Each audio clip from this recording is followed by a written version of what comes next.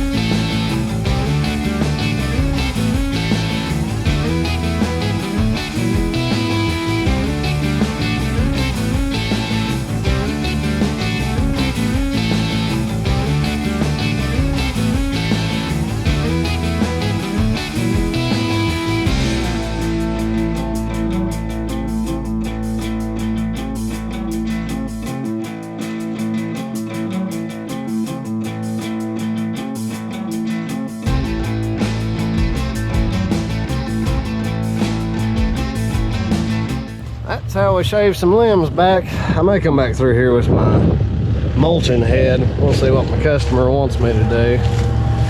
But for the most part, I just kind of wave back and forth. I'm gonna walk down through here. See, I've got a couple of little limbs here. It's hard to see them sticking out from the cab sometimes. So what I'm gonna do is go back over this and shave those on back. Probably go up a little higher. That way, as these trees grow, they won't be too top heavy. They can just sprout back out. So I'll get that done, and we will move you guys down to the next part of this mowing project with us. Now, folks, the customer states down here that he just wants me to push all this brush that's hanging out into the field, pushed back to the edge of the creek. So as he bush hogs with his tractor, he won't have briars and limbs and sticks slapping him in the face. So I'm just gonna do some real-time footage of this Bushmaster working. We probably won't need to use the Fecon on this job, being what he's wanting us to cut. I thought when I noticed this thing had cruise control, I thought I will never use that. Driving down from the upper field, I was able to eat my breakfast and sip coffee, and all I've got to do is touch the controls to steer right to left once in a while. So it's actually pretty nice. Had to eat crow on that one. We'll go down here, start mowing a little bit, and then we'll really get some footage of that thicker stuff mowing.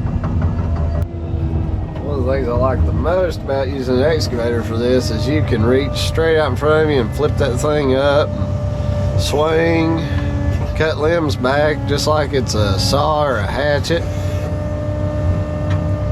It's super versatile. My plan is to kind of switch over to only doing this kind of work. I like doing grading and driveways and stuff, but this is just fun. It's easy on the back and the body. It's very straightforward. You can tell a customer what they're going to get, and there's not really misunderstandings much. As long as you're realistic with telling them what you're going to do and what you can give them. So with this Cat 309, I had to figure this out. To engage the cutter, which you can see right here, I got it selected for the brush cutter. You take this thumb control and you press up on it, and that little indicator will turn green when it's ready, and then you can release it. And it's locked on. You don't have to hold that down. You don't have to use continuous flow, but I don't know why you wouldn't, unless you were just making small little cuts. And I'm actually only running on 70% of what this head, or the flow that this machine can put out right now. The Fecon the other day I was running on 50%. So this machine is far more capable of running bigger stuff. I think it could probably run a 4-foot mulching head, really.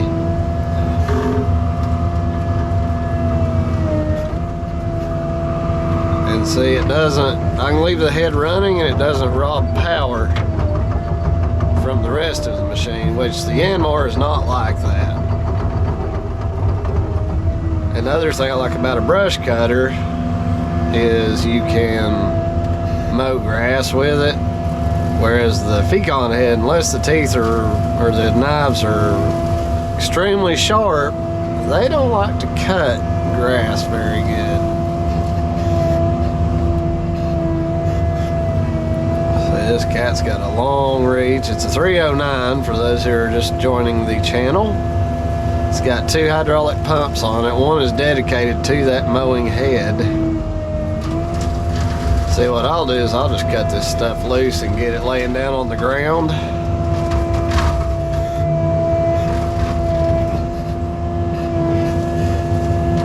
And then I can skim that head along the ground really close, and that brush can't get away from me to just get pushed around. Y'all have to please forgive me for my sniffing today. Got a bit of a cold again.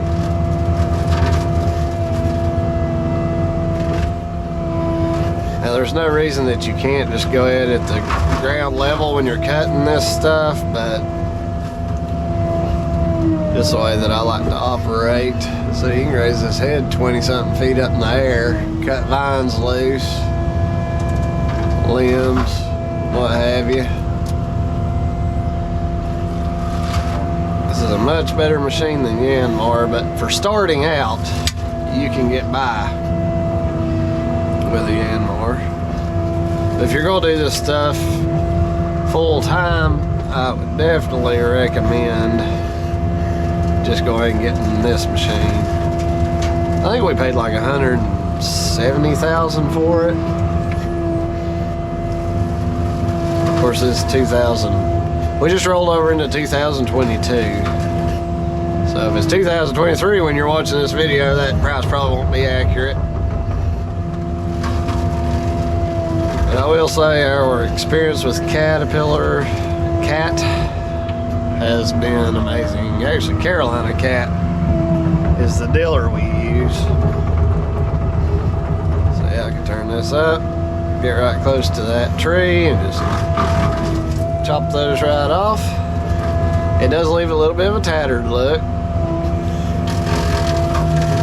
See, once I cut a big bushy bunch loose, if it doesn't suck it in, I'll back up just a little, lift up, and then just go right down on top of them.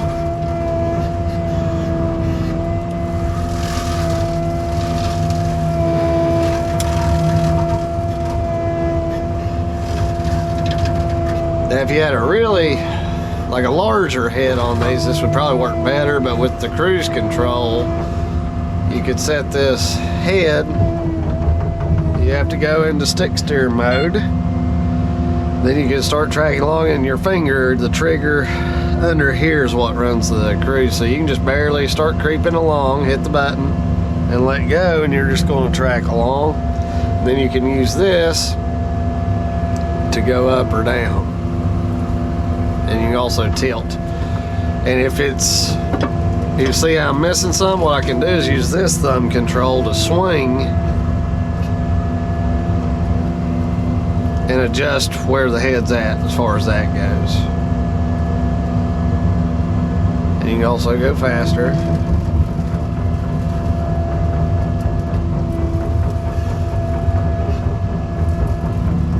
Don't want to drive off in the creek, do we? I prefer to do with my feet, or steer with my feet on stuff like this. Sorry if the camera's shaking.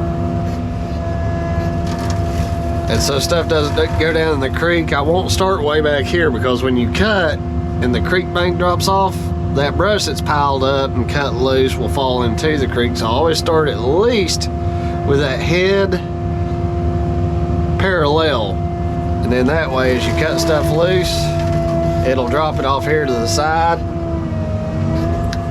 and you just go straight down on top of it and let that head work just like that. Now what I don't recommend is, see how this head is level with us? If you start tilting it down farther, that's when you start slinging stuff at your screen. As long as you're level or up, you're fairly safe. I will not say that you are safe, because you're never safe around any kind of equipment like this, but now you'll see me sometimes tilt, but what I'll do is, once I'm down, that backside protects me, and I can just kind of do like this. That's the safest way to do it.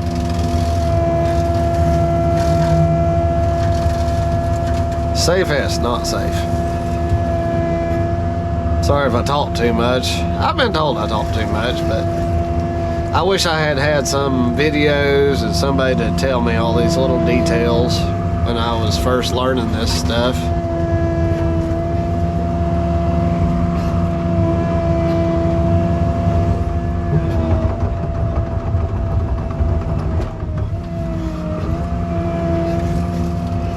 This thing cut fast. You can set this down. This is where I like steering with my feet, because I've got control of all the boom controls.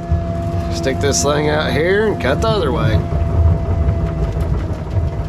Put it in turtle mode and it's a little smoother.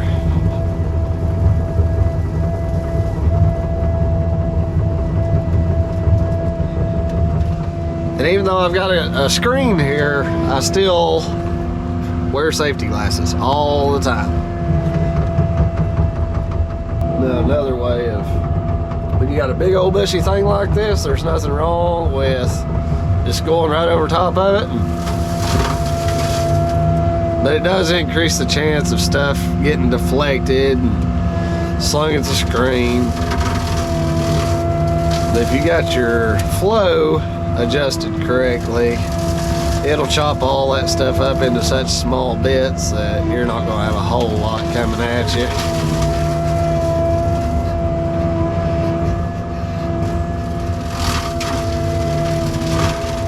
If it is, it's usually pretty small stuff. I think what I will do is get the smaller stuff cut up and then come back with the fecon head, chip on up the stems and such.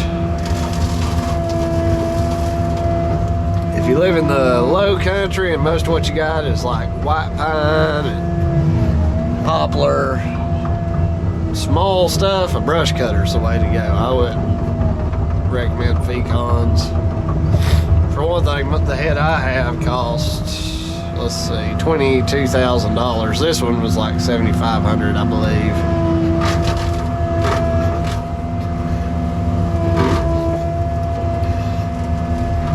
I like getting those stems down as low as I can get them.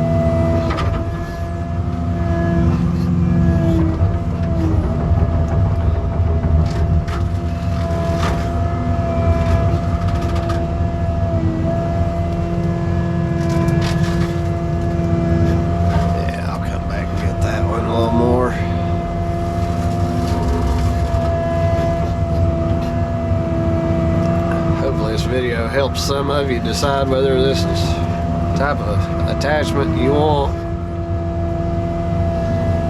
Now, one thing you'll notice if you've been watching my channel, the difference in the speed of this cat as opposed to the yam mower. The movements of the boom are extremely fast, and I actually have this machine turned down to be as slow as it can be.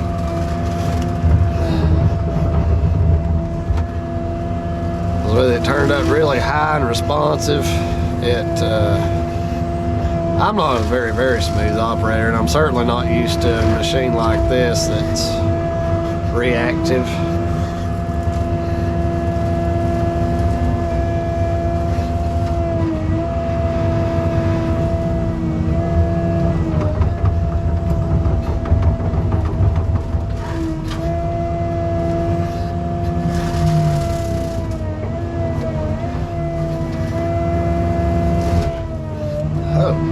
There's dirt there.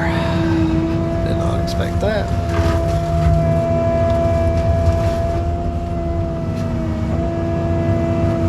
You always be ready around these creek banks, especially if they've been undermined, for it to cave off with you. Because they certainly will.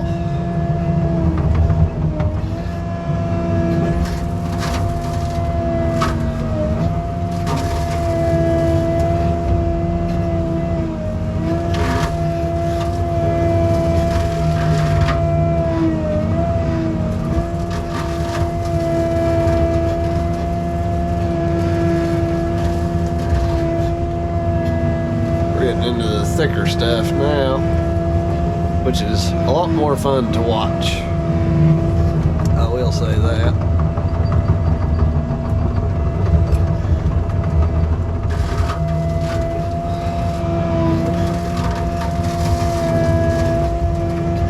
Come here, you. You'll not escape me.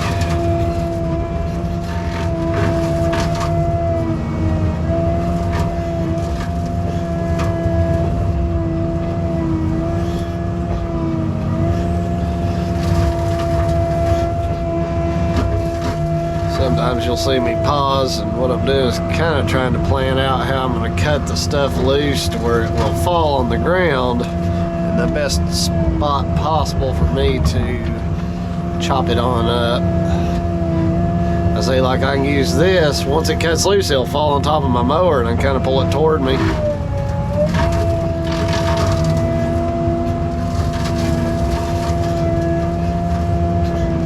See, a stem like that would potentially rip the guards, those rubber guards, so I'll just chop it down straight like this, like so.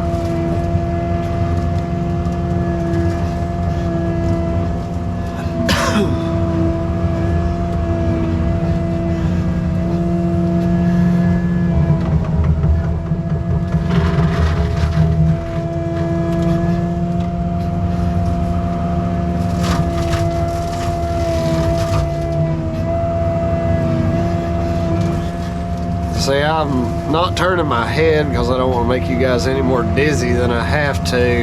But as I swing side to side, I'm looking left and right for people to be walking up on me. It's really, anybody within about 200 feet of this thing's got a good probability of being struck by debris.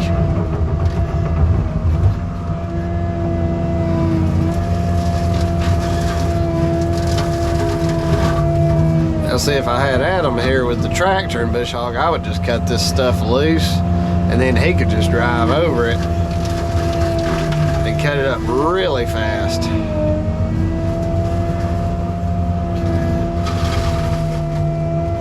that isn't even bogging this machine down. That right there, I heard the engine die down just a little.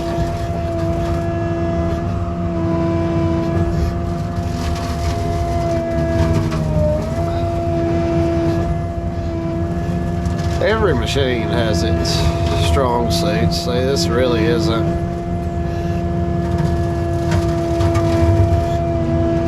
leaving much. Certainly not anything that would hurt a bush hog, which is what the customer's going to come back with once I get done. I'm going to get most of it done for him though.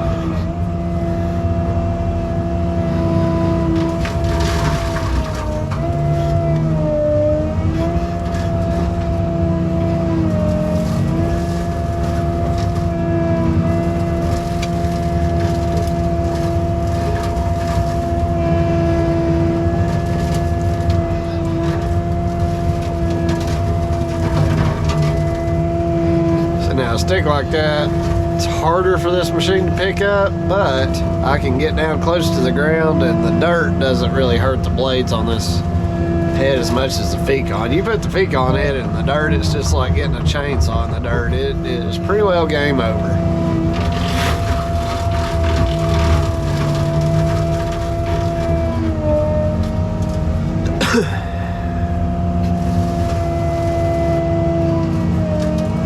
See, I can't really push that stem, so I'm gonna have to go up here and do it like that.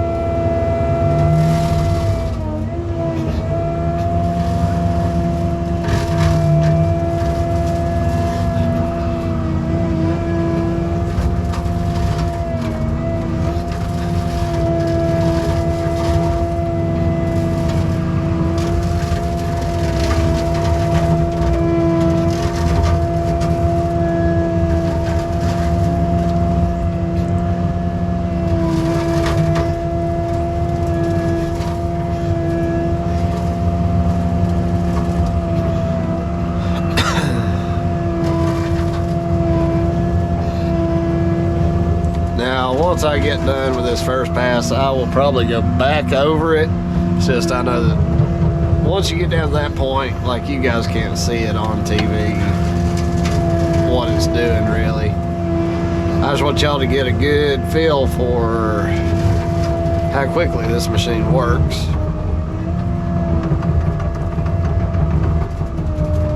See these stems here.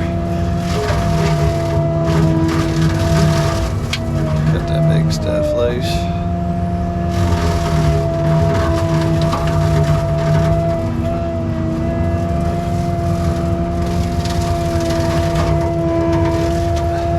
Switch you guys to a little bit more linear view so hopefully you can see better.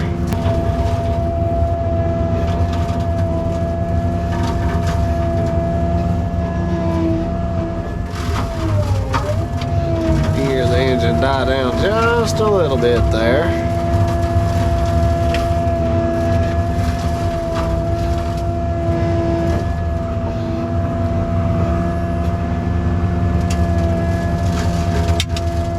There's a little piece hitting the screen. And pay attention also, these heads, this one does, it'll cut both ways for the blades.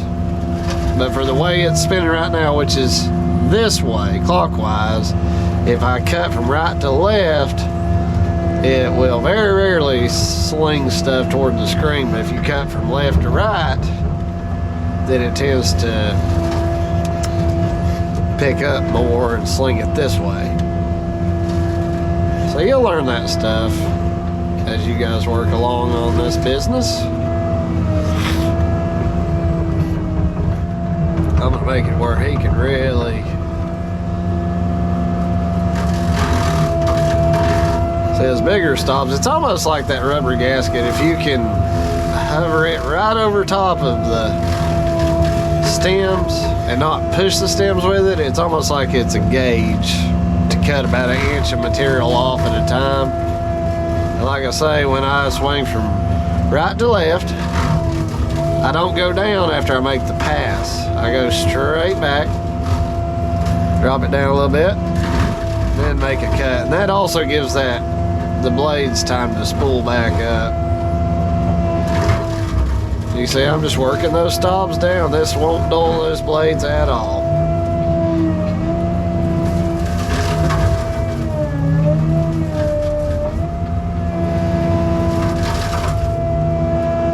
I'll show you guys once I get this cut done how another way to run these things. So this next way is pulling up straight at your material, tilting that head up away from you a pretty good little bit and leaving it pretty high. And what it'll do is as that stuff cuts loose, it falls down and gets caught in all the little twigs and stuff, so you can remulch it that way. For me, I think it slings stuff back at the machine more, which you see those little holes right there, debris will get in there, and that's what will potentially cause fires in these machines. So I like to get my material on the ground, keep it low.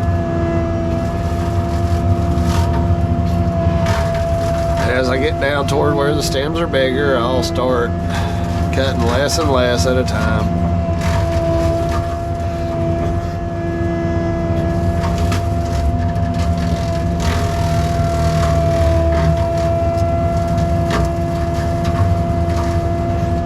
And there you go. Cuts it just like that.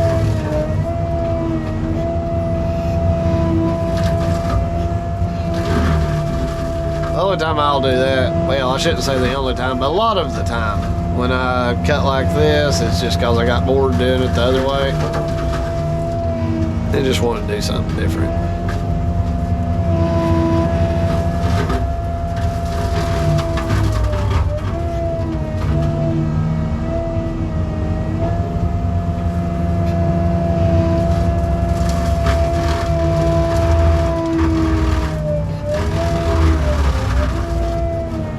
Tell you, this 309 is a beast when it comes to mulching like this. Compared to excavators now, there's not much replacement for the skid steer mulchers or dedicated units. There's just no substitute. But for creek banks and stuff, this is where it's at.